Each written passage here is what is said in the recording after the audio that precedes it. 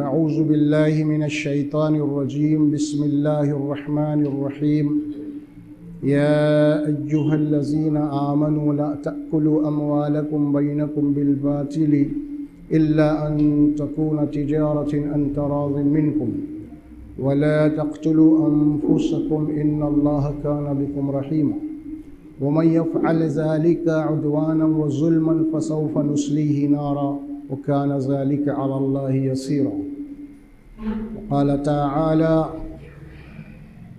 يا أيها الذين آمنوا إن كثيرا من الأحبار والرهبان ليأكلون أموال الناس بالباطل ويصدون عن سبيل الله وقال تعالى للرجال نصيب مما ترك الوالدان والأقربون وللنساء نصيب مما ترك الوالدان والأقربون مما قل منه أو كثر نصيبا مفروضا وإذا حضر القسمة أولي القربى واليتامى والمساكين فارزقوهم منه وقولوا لهم قولا معروفا صدق اللہ العظیم۔ محترم معزز دوستو، قرآن مجید کے سورہ نساء اور سورہ التوبہ کے آیات جو ہے نا پڑھی گئی ہے، ان آیات میں اللہ تبارک و تعالی انسانوں کے آپس میں جو حقوق ہے، مالی حقوق خاص طور پہ، اس کا حکم دیا ہے، اور ایک دوسرے کا مال ناجائز طور پہ کھانے سے سخت منع کیا ہے اور جہنم کی وعید سنائی ہے۔ یا ایھا الذین آمنوا، اے ایمان والو، اے مومنو، لا تأکلوا اموالکم بینکم بالباطل۔ اللہ مجھے اور آپ کو حکم دے رہے ہیں، اے مسلمانوں، آپس میں ایک دوسرے کا مال ناجائز طور پہ مت کھاؤ۔ اب یہ ناجائز تو معلوم ہی ہے، سبھی کو ہماری زیادہ تشریح کی ضرورت نہیں ہے کہ آدمی ناجائز کسے کہتے ہیں۔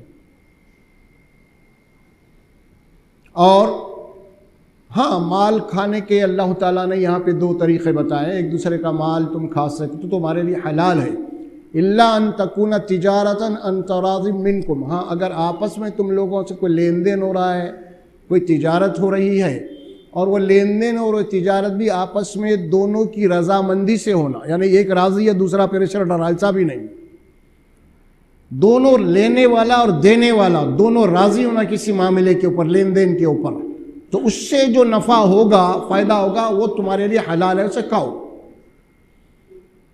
بیسک بات ہے قرآن کی۔ اب آپ اس کو پکڑ کے جو ہے نا مالی معاملات کیجیے۔ آپ دیکھیے، آپ کوئی بھی معاملہ آپ کر رہے ہوں، وہ معاملہ آپ کرتے وقت یہ دیکھا جائے گا کہ سامنے والا سے آپ کوئی چیز لینا چاہتے ہیں، کیا وہ رضامند ہے آپ کو دینے کے لیے وہ قیمت میں، یا نہیں اس کو کوئی گھما پھرا کے کوئی پریشر میں ڈال کے، یا کچھ ہے نا بہت سارے دھندے، یا ویسا تم لینا چاہتے ہو تو پھر یہ حرام ہے۔ مال کھانے کا جو طریقہ بتایا اللہ تبارک و تعالیٰ وہ یہی ہے کہ آپس میں رضامند ہونا ہے، اور دونوں کی رضامندی سے وہ معاملہ ہوگا، اور اس سے جو فائدہ ہوگا وہ حلال ہے، وہ کھا سکتے ہو۔ لیکن اگر جس سے تم سودا کرنا چاہتے ہو، اگر وہ تمہیں دینے کے لیے تیار نہیں ہے جو تمہاری قیمت ہے، سمجھے، تو زبردستی کر کے اس سے تم وہ چیز نہیں لے سکتے۔ اگر یہ چیز تم لے رہی تو پھر یہ تمہارے لیے حرام ہے، یعنی کسی کے اوپر فورس ڈال کے، پریشر ڈال کے جبرن کوئی چیز حاصل کر رہی ہیں آپ، تو وہ حرام ہے، اللہ فرماتے ہیں، کھانا تمہارے لیے۔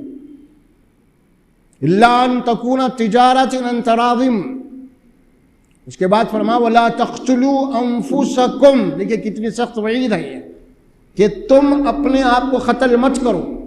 اپنے آپ کو قتل کرنے کے معنی کیا ہے اب یہاں پہ؟ معنی یہ ہے، اگر یہ ماحول پیدا ہو جائے گا، کسی کو پریشر ڈالیں گے آپ، اگر کوئی شیر کو سوا شیر مل گیا تو قتل خون خرابہ ہو جائے گا نا۔ ہاں، تو مطلب یہ ہوا کہ اللہ فرماتے ہیں کہ ایسے حالات مت بناؤ جس سے خون خراب ہو، فساد ہو۔ خون خراب اور فساد کہاں پہ ہوتا ہے بھائی؟ آپ اگر کسی کا حق مار رہے ہیں، زبردستی کوئی جس سے آپ لے رہے ہیں، کوئی زبردستی کوئی چھیننا چاہ رہے ہیں اس سے، جبکہ دینے کے لیے تیار نہیں ہے، اب کیا ہوگا؟ فساد ہوگا۔ فساد ہوگا تو اس میں قتل بھی ہوگا۔ بہت سارے کیسز ہم دیکھ رہے ہیں۔ اللہ تبارک و تعالیٰ اپنی کتاب میں اس بات کو بتا دیا ہے، کیونکہ لین دین معاملات انسانوں سے آپس میں ہوتے ہیں، اور وہ لین دین کس طریقے سے ہونا ہے قرآن میں اللہ نے 1400 سال پہلے بتا دیا ہے۔ اگر معاملہ دونوں کی خوشی سے ہے تو اس میں ظاہر ہے کوئی خرابی نہیں ہے۔ یہ بات اللہ تعالیٰ بیسکلی طور پہ فرما دیے ہیں، ان اللہ کان بکم رحیما۔ اور دیکھو یہ بات اللہ اسی لیے کہہ رہے ہیں کہ بے شک اللہ تبارک و تعالیٰ تمہارے ساتھ رحمت کا معاملہ کرنا چاہتے ہیں۔ اگر تم اللہ کے ان قوانین اصول کو توڑو گے تو رحمت کی بجائے زحمت کی بجائے فساد ہو جائے گا۔ پھر ان اللہ کان بکم رحیما۔ اچھا، اس کے بعد اللہ بڑی سخت وعید فرما رہے ہیں، وَمَن يَفْعَلْ ذَلِكَ عُدْوَانًا وَظُلْمًا فَسَوْفَ نُصْلِيهِ نَارًا۔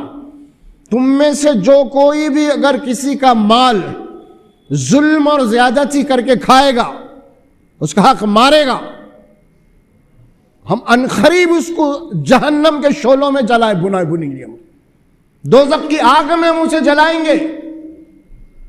کون ہے اس میں؟ کوئی کافر مشرک کا ذکر نہیں ہو رہا۔ یا ایھا الذین آمنوا، اے ایمان والو، اے نماز پڑھنے والو، اے روزہ رکھنے والو، اے حج کرنے والو، اے قربانی دینے والو، اگر تم نے کسی کا مال ظلم اور زیادتی سے کھایا ہے تو کیا بول رہے ہیں اللہ تعالیٰ؟ فَسَوْفَ نُصْلِيهِ نَارًا، عنقریب بہت جلد میں ایسے لوگوں کو جہنم کی آگ میں جلاؤں گا۔ یہ بھائی قرآن کی بات ہے، قرآن کہہ رہا ہے، اللہ کی بات ہے۔ یہ مال کسی کا آپ کھائیں گے تو کتنے دن کھائیں گے بھائی؟ آپ کس کی جائیداد ہڑپ لیں گے آپ گھما پھرا کے تو کتنے دن زندہ رہیں گے؟ آپ مر کے جانا ہی ہے نا آپ کو۔ کیا لے کے جائیں گے آپ اس وقت؟ کروڑوں کی اگر دولت بھی، 1 روپیہ بھی آپ ساتھ لے کے جا سکتے آپ تو سوچو، فرما اللہ قرآن میں سوچو۔ آپ مسلمان ہیں، ہم الحمدللہ قرآن پہ ہمارا ایمان ہے، اور قرآن اللہ کا کلام میں یہ بات کہی جا رہی ہے۔ مال کھانے کے سلسلے میں ایک دوسرے کا مال، کتنی سخت وعید آئی۔ غور کر رہے ہیں ہم کبھی مال کسی کا لیتے وقت، کسی کو دیتے وقت، معاملہ کرتے وقت کیا ہم نے کبھی غور کیا ہے؟ غور کرنا چاہیے آپ۔ دوسرے مقام پہ اللہ نے یہ بات فرمائی، ان الذین یأکلون اموال الیتامی انما یأکلون فی بطونہم نارا وسیصلون سعیرا۔ یہ بھی سورہ نساء کی آیت ہے۔ بڑی بات اس میں اللہ فرماتے ہیں، دیکھیے اب آپ، بے شک جو لوگ یتیموں کا مال کھا جاتے ہیں، یتیم معاشرے میں، سماج میں یتیم ہوتے ہیں نا، اگر وہ چھوٹے بچے ہیں، اگر اس کے والد کا انتقال ہو گیا ہے تو یتیم ہے، اس کے باپ نے جائیداد چھوڑی بھی ہے، اور ابھی تو بالکل وہ یتیم ہے، اسے شعور ہی نہیں ہے دولت کیا ہوتی ہے، پیسہ کیا ہوتا ہے۔ اب ظاہر ہے کہ اس لڑکے کے چچا تایا وغیرہ ہے نا اس کی نگرانی کرنے والے، اللہ ان کو تنبیہ کر رہے ہیں، دیکھو معاملہ اس وقت بڑا نازک ہے، اس کے والد تو نہیں رہے، اب یہ تم ان کے سرپرست بنے، اس کے باپ جو جائیداد چھوڑ کے گئے ہیں، خبردار اگر ان کے مال میں سے اگر تم نے کچھ کھایا، ان الذین یاکلون اموال الیتامی انما یاکلون فی بطونہم نارا، اگر کوئی یتیم کا مال کھا رہا ہے، اللہ فرماتے ہیں کہ وہ مال نہیں کھا رہا بلکہ اپنے پیٹ میں جہنم کی آگ بھر رہا ہے۔ یاکلون نارا فرمایا، نار کہ مانے آگ۔ کسی کا مال کھائیں گے آپ، یتیم ہے، وہ بے سہارا ہے، آپ اس کا سہارا بنے ہیں، آپ اس کے کفیل بنے ہیں، اب آپ کی نگرانی ہے، آپ کی ذمہ داری ہے کہ اس کے مال کی حفاظت کرنا، قرآن کہہ رہا ہے۔ اور قرآن آگے چل کے یہ بھی کہتا ہے جب وہ بچے بالغ ہو جائیں، عقل آ جائے، شعور آ جائے، تو ان کا مال ان کو واپس کرو، اور واپس کرتے وقت 2 آدمی کو گواہ بنا کے لکھائی پڑھائی کر کے واپس کرو، یہ مال تھا اس کے والد کا چھوڑا ہوا اور یہ مال اس کے حوالے کر دیا گیا ہے۔ یہ سورہ نساء رکو نمبر 1 رکو نمبر 2 بہت ساری باتیں آپ کو اس کے اندر ملیں گی۔ اس میں اموال الیتامى، یتیم جو ہوتا ہے، بے سہارا جو ہوتا ہے نا، اس کو عقل و شعور نہیں ہے، ایسے لوگوں کا مال کھانا خاص طور پہ اللہ نے سخت منع کیا، کیونکہ ایسے لوگوں کا مال کھانے کے لیے آدمی کے پاس چانس بہت ہوتا ہے نا، اس کو معلوم نہیں کچھ ہیر پھیر کر کے کھا سکتے ہیں۔ تو اللہ فرماتے ہیں اگر کوئی کسی یتیم کا مال کھا رہا ہے، کون کھائیں گے بھائی؟ اب ظاہر ہے کہ قریبی رشتہ داری ہوں گے نا، وہی ہوں گے، ان کو اللہ تنبیہ کر رہا ہے مت کھاؤ، اور کھا رہی تو اپنے پیٹ میں کیا بھر رہے ہیں؟ تم آگ بھر رہے ہیں۔ یہ تو دنیا میں فرمایا، اور آخرت میں کیا ہوگا؟ وَسَيَصْلَوْنَ سَعِيرًا، اور ایسے لوگوں کو دہکتی ہوئی آگ میں داخل کروں گا میں حشر کے قیامت والے دن۔ یہ نماز پڑھنے والے، روزہ رکھ رہے ہیں، ان کا ذکر ہو رہا ہے، لیکن یہ مال کھا رہے ہیں۔ تیسری آیت مبارکہ جو اکثر ہم غافل ہیں آج، وہ ہے وراثت کی تقسیم۔ وراثت کی تقسیم کیا ہے؟ یعنی اگر گھر کا کوئی بڑا ہے، کوئی کسی کا باپ والد ہے اور ان کا انتقال ہو گیا، اس کی جائیداد ہے، اور مرنے کے بعد اس کے لڑکے لڑکیاں ہیں، اب ظاہر ہے کہ بیٹے بیٹیاں جو ہے اور وہ بھائی بہنیں اس کے حقدار ہو جائیں گے مرنے کے بعد۔ پھر اب یہاں کیا قرآن کہتا ہے سنیے اب آپ، لِلرِّجَالِ نَصِيبٌ مِّمَّا تَرَكَ الْوَالِدَانِ وَالْأَقْرَبُونَ، مردوں کے لیے ان کے والد نے جو کچھ چھوڑا یا ان کے قریب ترین رشتہ دار چھوڑ کے مرے ہیں ان کا حصہ ہے اس میں۔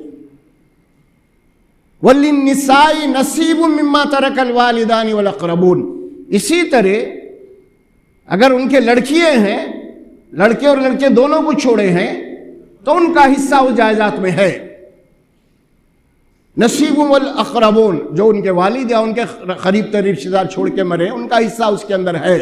وہ حصہ کیا ہے اس کی تفصیل تو نہیں بتا رہا ہوں میں، لیکن اللہ تعالیٰ ان کے حصص مقرر کر دیے ہیں، رائٹس ہے ان کے مرنے کے بعد یا پھر زندگی کے اندر بھی۔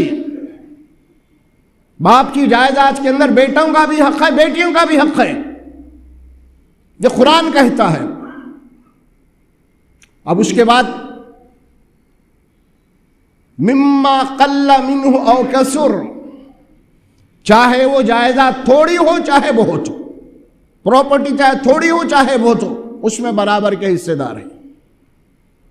اب اس کے بعد اللہ فرماتے وَإِذَا حَضَرَ الْقِسْمَةَ أُولِي الْقُرْبَى وَالْيَتَامَى وَالْمَسَاكِينُ فَارْزُقُوهُم مِّنْهُ وَقُل لَّهُمْ قَوْلًا مَّعْرُوفًا۔ وَإِذَا حَضَرَ الْقِسْمَةَ، اس کے معنی ہوتے ہیں کہ جب والد کا تو انتقال ہو گیا ہے، جب ان کے وہ جائیداد کی تقسیم کرنے بیٹھ گئے گھر والے لوگ، ہے نا،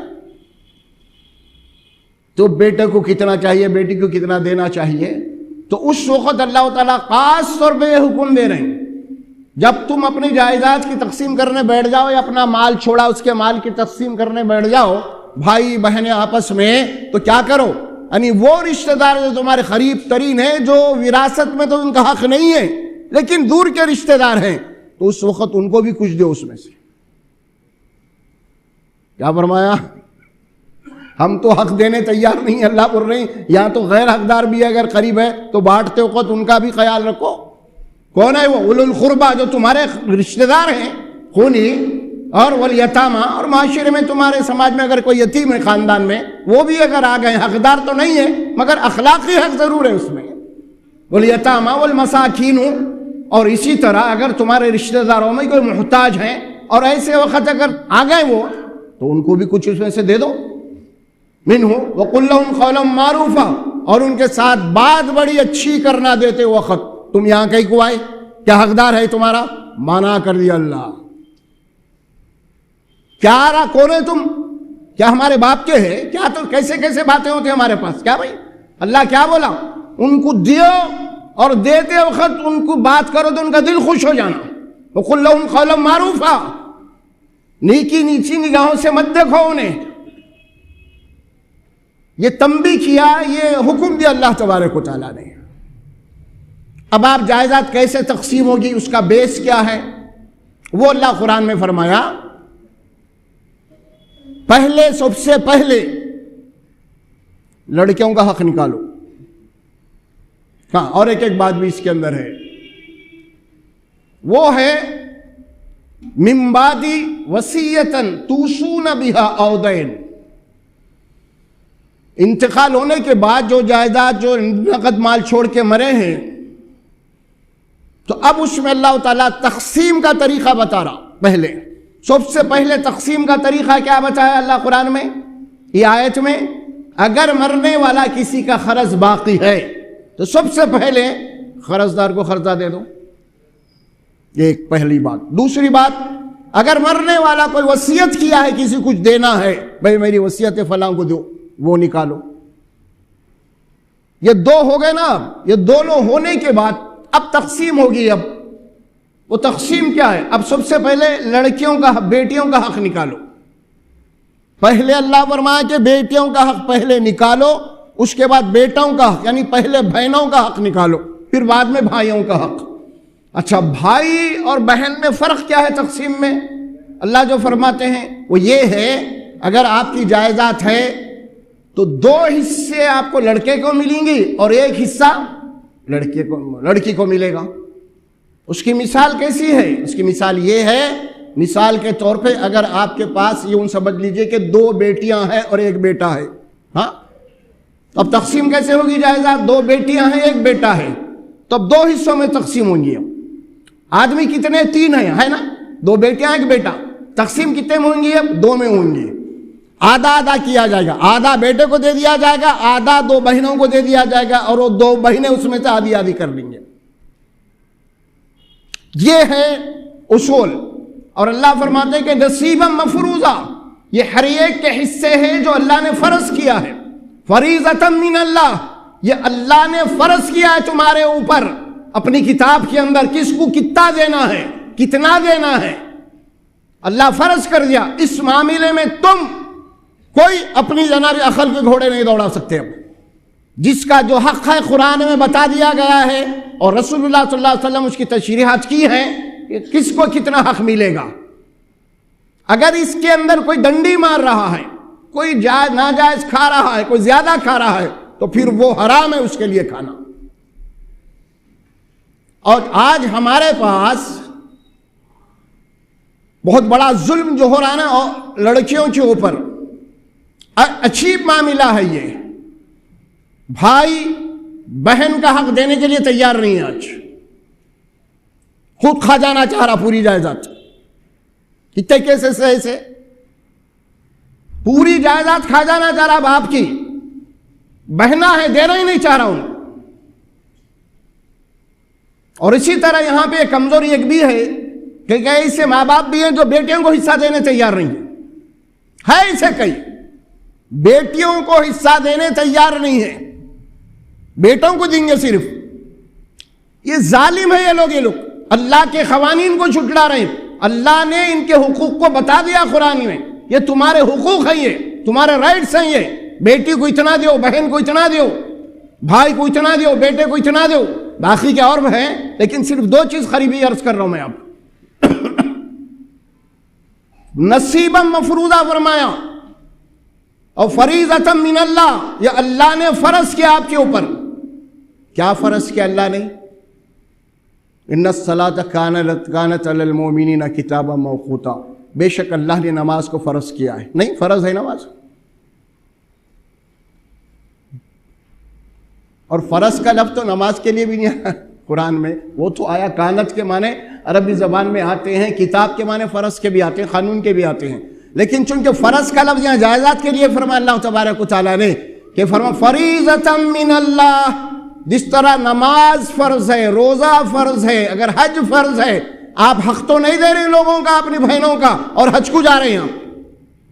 ارے بھائی، اگر آپ کسی کا قرضہ بھی باقی ہے تو حج نہیں قبول ہوتا آپ کا جب تک وہ قرض ادا نہ کر لیں. آپ تو بہنوں کو تو دینا ہی نہیں چاہ رہے اور حج کو جا رہے ہیں آپ. اور وہاں جا کے اللہ پوچھیں گے کتنا بڑا اچھا کام کر کے آیا بھائی تو بہنوں کا اخبار کے آ جا. ہاں ہم سمجھ رہے ہیں کہ وہ داماد ظلم کر رہا, ہم سمجھ رہے ہیں کہ وہ سسرال ساس ظلم کر رہی.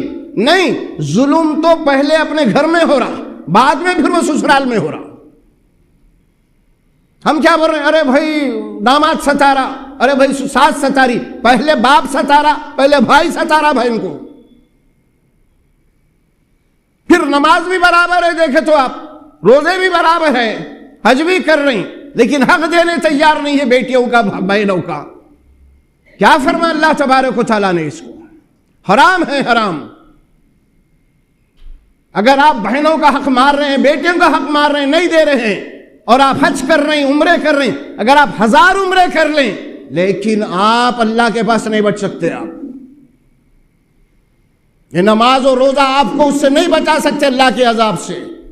وہ یتیموں کے متعلق جو بات کہی نا اللہ تبارک و تعالیٰ نے, ان الذین یاکلون اموال الیتامی انما یاکلون فی بطونہم نارا وسیصلون سعیرا. جو لوگ یتیموں کا مال ناحق کھا جاتے ہیں وہ لوگ گویا کہ مال نہیں کھا رہے ہیں, آگ بھر رہے ہیں اپنے پیٹ کے اندر, اور قیامت والے دن ہم تو ان کو جہنم کی آگ میں داخل کریں گے. سیصلون سعیرا کسے بات کہی؟ حق کے لیے ہم لڑ رہے ہیں نا بھائی. یہ دیکھیے ایک مثال لے رہا ہوں. انڈین ہندوستانی قانون میں مسلم پرسن اللہ ہمارا حق ہے نا. آج ہم لڑ رہے ہیں اپنے حق کے لیے, لڑ رہے نہیں لڑ رہے ہیں, اور حکومت ہم کو حق دینے تیار نہیں, کو سیکنڈ سٹیزن بنا رہی ہے. حق کے لیے ہم لڑ رہے ہیں. یہ تو انڈین قانون کی بات کہی جا رہی ہے کہ وہ قانون حق سے محروم کر رہی ہمیں, ہم لڑ رہے ہیں. لیکن اللہ نے جن کے حقوق ہمارے پر فرض کیا ہے ان کا حق تو مار رہے ہیں نا اب. ہاں, اگر آپ اس طرح حق مارتے رہیں گے تو ایسے لوگوں کو اللہ آپ کے اوپر مسلط کرے گا, مسلط کر کے اب آپ اپنے حق مانگیں گے آپ ان سے, اور نہیں دی جائیں گے اس وقت. اللہ کا عذاب ہے یہ, یاد رکھیے. ہمارے پاس نیکی سمجھ رہے کہ نماز پڑھے, روزہ رکھے, ارے بھائی لین دین کا معاملہ پہلے صحیح کرو, آپ معاملات صحیح کرو. اللہ کے نبی صلی اللہ علیہ وسلم فرماتے ہیں ایک زمانہ ایسا آنے والا ہے, یاتی علی الناس زمان لا یبلی المرء اخذ منہ ام من الحلال ام من الحرام. ایک دور ایسا آنے والا ہے میری امت کے اوپر, انسانوں کے اوپر, ایک انسان جب مال کھا رہا ہے کسی کا لے, اس کو اس کی پرواہ نہیں ہوں گی کیا یہ مال حلال ہے یا حرام ہے. تو اس کے ذہن و دماغ سے حلال اور حرام کا تصور ختم ہو جائے گا. بس مال آ رہا آنے دو, وہ کبھی بھی یہ نہیں سوچے گا ارے بھئی یہ مال ملا وہ جو میرے لیے حلال ہے یا حرام ہے, جائز ہے, یہ کبھی سوچیں گے ہی نہیں. وہ دور آئے گا, اور وہ دور اب ہے, اب ہے. اس دور سے ہم گزر رہے ہیں. دوسروں کا مال کھا جانا ہم اس کو ہوشیاری چالاکی سمجھ رہے ہیں. کیا بھائی شاطر ہے, بڑا بہت ہوشیار ہے یار, بہت اسمارٹ ہے, لیکن جب پتا چلے گا آپ کیا بات فرمائی اللہ سبحانہ و تعالیٰ نے. اور اس میں دیکھیے یہ معاملہ عام لوگوں کا بھی نہیں ہے, مذہبی جو لوگ ہوتے ہیں ان کا بھی ہے یہ. اسی لیے قرآن مجید میں اللہ نے اہل کتاب کے علماء کا تذکرہ کیا. قرآن مجید میں ایمان والوں کو مخاطب کرتے اللہ سورہ توبہ میں فرمایا یا ایھا الذین آمنوا ان من اہل الکتاب ان من الاحبار والرهبان لا یاکلون اموال الناس بالباطل ویصدون عن سبیل اللہ. اے ایمان والو, اے مسلمانوں, ذرا ہوشیار ہو جاؤ. ایسا نہیں کہ عام آدمی مال کھاتا, نہیں, جو مذہبی پیشوا ہیں وہ بھی مال کھاتے ہیں مگر وہ وائٹ کالر ہوتے ہیں. بڑی داڑھی ہوتی ہے, شملہ ہوتا ہے, فلاں ہوتا ہے, آدمی تصور ہی نہیں کر سکتا, اور وہ انہوں کیسا کھا سکتے, مگر سب سے زیادہ انہوں ہی کھاتے. انہوں سمجھ میں آ رہا, انہوں ہی کھاتے. انہوں وائٹ کالر ہے, پکڑ نہیں سکتے ان کو, سوچ بھی نہیں سکتے آپ. اے ایمان والو, اے مسلمانوں, دیکھو اہل کتاب یعنی یہود و عیسائیوں کے جو علماء ہیں, ان کے جو مشائخین ہیں نا, مذہبی لوگ, وہ لوگ انسانوں کا مال ناجائز طور پہ کھاتے ہیں, اور ایسا کر کے لوگوں کو اللہ کے راستے سے بھی روکتے ہیں۔ اللہ کے راستے سے روکنا کیا ہے مذہبی علماء کو؟ بس علماء کو خوش کر لو، مرشد کو خوش کر لو، بس اب نماز روزے کی ضرورت ہی نہیں ہے، بس انہوں بولے جاؤ بھائی ختم، تم میرے مرید ہے برخاست۔ یہ اللہ کے راستے سے روکنا ہے، بس میرے لیے حضرت کافی ہے، حشر میں آئیں گے، خبر میں آئیں گے، انہوں سمجھ میں آ رہا، ان کے تصور دے دیے برخاست سب، یہ کیا ہے؟ اس کو اللہ کے راستے سے روکنا ہے۔ اور ایک بات ہے اس میں، ایک حدیث بھی آتی ہے، اس کا صرف مفہوم عرض کر رہا ہوں میں۔ ایک صحابی آیا، یا رسول اللہ صلی اللہ علیہ وسلم یہ مال ہے، یہ باغ ہے، میں آپ کو وقف کرنا چاہتا ہوں آپ کے لیے۔ کیا کہا؟ آپ کے لیے وقف کرنا چاہتا ہوں۔ اللہ کے نبی صلی اللہ علیہ وسلم نے فرمایا، بہرحال کچھ دعائیں وغیرہ دی، تیری مال اولاد میں برکت ہو۔ حدیث کے صحیح جملے یاد نہیں، ایک مفہوم میں عرض کر رہا ہوں اس کو۔ اللہ کے نبی صلی اللہ علیہ وسلم نے فرمایا کہ تیرے لیے بہتر یہ ہے اس مال کو تو اپنے خاندان میں تقسیم کر دے۔ اگر میں جا کے حضرت کو بولا حضرت میرا یہ فارم ہاؤس آپ لے لیے بولے، تو حضرت کیا بولتے؟ فوری رجسٹرار کو بلاؤ، یا چلو جلدی ڈاکومنٹ بناؤ بھائی، مرید کی نیت بدل گئی تو ہاتھ سے نکل جائیں گے۔ ہاں ریئل حقیقت بتا رہا ہوں میں آپ کو، مال کے اوپر نظر زیادہ طور پہ ان علماء کی ہوتے جو دنیا پرست ہوتے ہیں، دنیا پرست ہوتے ہیں، دکھاوے کے مولوی لگتے ہیں، وہ ان کا حلیہ، ان کا لباس ایسے بڑے مذہبی دکھتے ہیں، لیکن اندر سے جو حال ہے نا، دنیا کی ہوس ہوتی ہے ان لوگوں، جیسے اہل کتاب کے علماء کا ذکر کیا اللہ قرآن میں۔ آج بھی ہمارے پاس نہیں ہے، ایسے بہت سارے لوگ ہیں ایسے۔ کیا ہے یہ؟ کیا بات فرمائی رسول اللہ نے؟ تیرے لیے بہتر یہ ہے کہ اس مال کو، اس جائیداد کو اپنے رشتہ داروں میں تقسیم کر، وہ تیرے زیادہ حقدار ہیں۔ ہاں اگر ہم کبھی نذرانہ لے کے گئے، کبھی کوئی بولے ہم کو بھائی آپ کے رشتہ داروں میں کوئی غریب ہے کیا، اسے کھانا نہیں ہے، پوچھے کبھی ان کو، جو میرے پاس تو ڈھیر سارا پڑا ہوا ہے، آپ کے گھر میں کوئی ہے رشتہ داروں میں بھوکے پیاسے، ان کو دیو، کوئی بولا آج تک؟ اور ہر خاندان میں ہوتے ہیں، یتیم ہوتے ہیں، بیوہ ہوتے ہیں، وہ بول رہا ہوں میرے پاس بہت ہے بھائی، آپ کے خاندان میں دو، جیسے اللہ بول رہا، یتامہ مساکین مسافر، اللہ ذکر کر رہا ہے، نہیں سب ادھر ہی آنے دو، بولے تو یہ حرام مال ہے جو کھا رہے ہیں، منع کہ اللہ جہنم کی آگ اپنے پیٹ میں بھر رہے ہیں۔ اللہ کے نبی صلی اللہ علیہ وسلم نے ایک شخص کا تذکرہ کیا کہ اس کے بال بڑے پراگندہ ہے اور جسم کے اوپر لباس وغیرہ گرد و غبار ہے، یعنی بہت ہی مشقت میں ہے، مشکل میں ہے، اور ایسے حالات میں تڑپ سے اللہ کو پکار رہا، یمد یدیہ الی السماء، اپنے دونوں ہاتھوں کو آسمان کی طرف اٹھایا،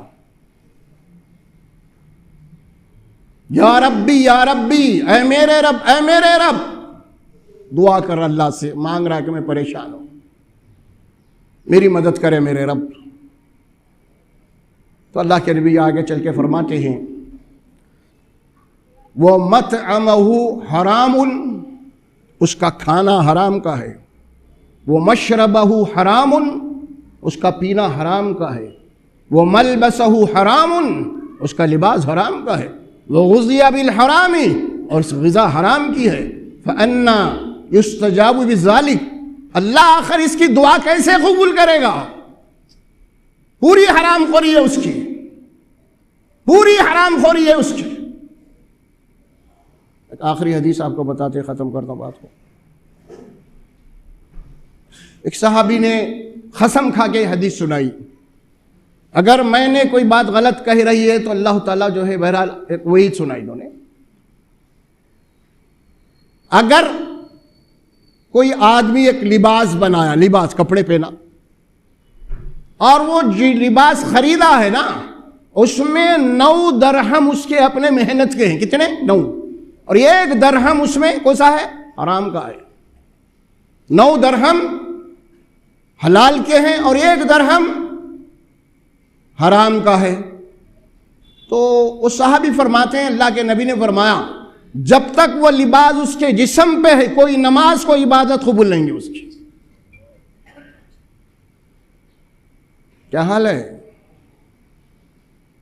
ہر سال عمرے کو جا رہے جائیداد کھا کے لوگوں کو پریشان کر کے کوٹوں میں کیسا ڈال کے لائن گرابر جتنے ہیں نا یہ اللہ محفوظ رہ اللہ ماشاء اللہ، کہاں سے پیسہ کہاں سے آ رہی؟ کیا حالت ہے؟